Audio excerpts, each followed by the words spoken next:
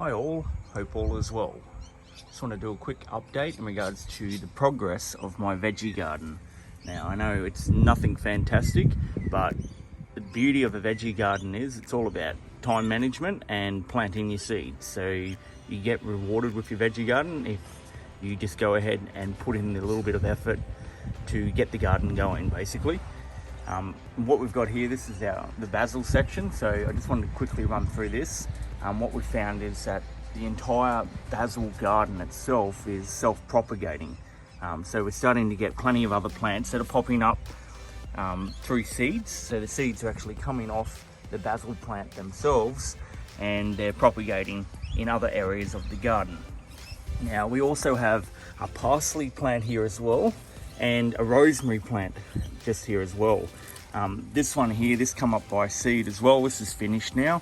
But I leave them in until they're completely done. So basically all these tomatoes will fall off completely and then the seeds will repropagate for next time. However, I think this might be the last run for tomatoes in this garden. Over this side, we've got obviously the seedlings, which are a complete failure. I literally had one of the seeds come up out of all of the plants that I had in here. I had a heap of zucchinis and a bunch of spinach and stuff like that. And out of all of them, the only one to come up was one lone zucchini plant. So that will be going in over where the lettuce is over there. But here, this is the sweet potatoes. So I did a sweet potato replant in my last video, and that's from about 2 weeks ago. And in 2 weeks, you can see the progress of the sweet potato. And that's the beauty of sweet potatoes, is just how quickly they grow and how easy they are to propagate.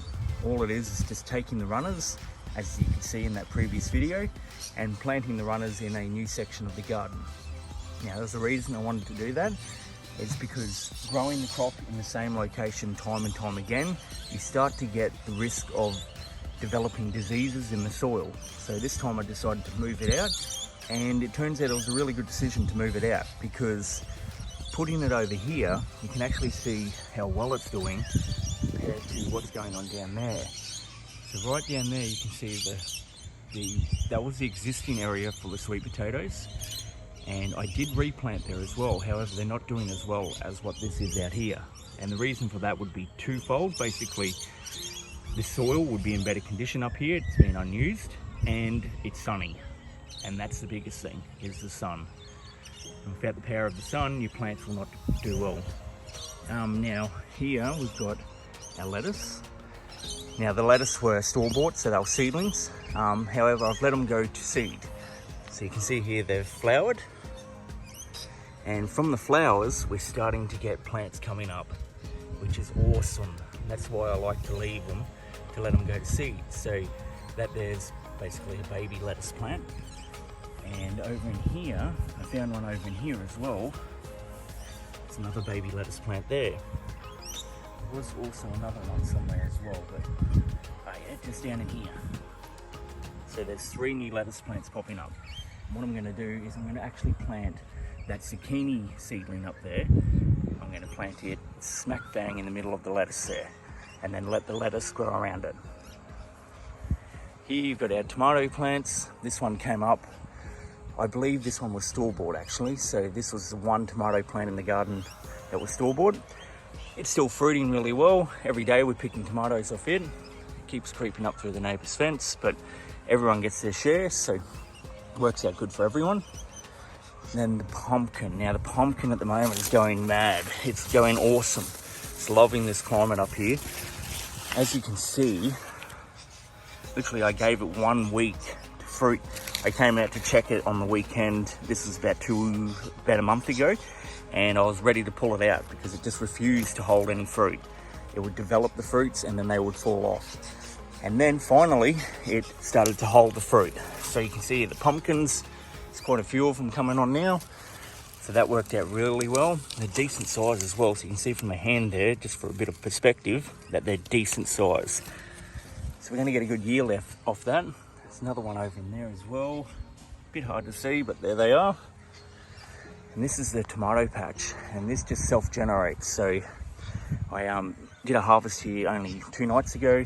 Again, you can see how much fruit's on that. This is the best way for it to do it. You just let them rot on the vine. They fall off, the seeds fall back into the soil, and before you know it, you've got new tomato plants growing. This one here, this is a little little pumpkin bush. I've decided to let it go at this stage, purely because I'm interested to see if it will actually produce any fruit. However, if it starts to get a bit unruly, I'll pull it out. It's they take up way too much room, and we've already got one up here.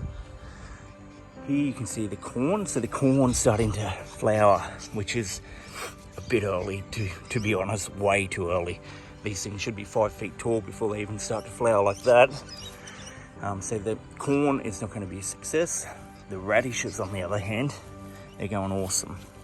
And that's a line of radish. So turns out the radishes are really liking the soil here, which is a bonus. So I'll note that for next time. And it looks like I'll be growing more radishes in the future.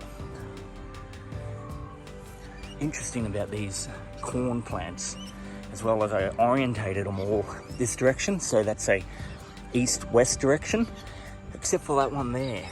And the one that I didn't orientate east to west is just getting devoured by insects, which is bizarre. So it's actually orientated south to north, and the others are all east to west. Now we've got sweet silver beet, and they're not doing so well either. And that could be the conditions of the soils. It could be the fact that they're not getting enough sun. I'm not entirely sure, but you note where you've put your plants and then you change it, and to see if you can improve the results. Next time, I dare say I'll be growing them at that end of the field. And then we've got chives, and chives are not doing well. They've been in for the same time period as the rest of these, and they are going very slowly and dying off from the end. So that could be the soil condition itself. Perhaps it's a bit too acidic, but there's only one way to work that out, and that's to actually do a test, and then to change it up. And here we've got the sweet potatoes. This is an existing sweet potato field. They've grown here for the last year and a half, and as you can see, it is nothing compared to the one at the other end of the end of the garden, sorry.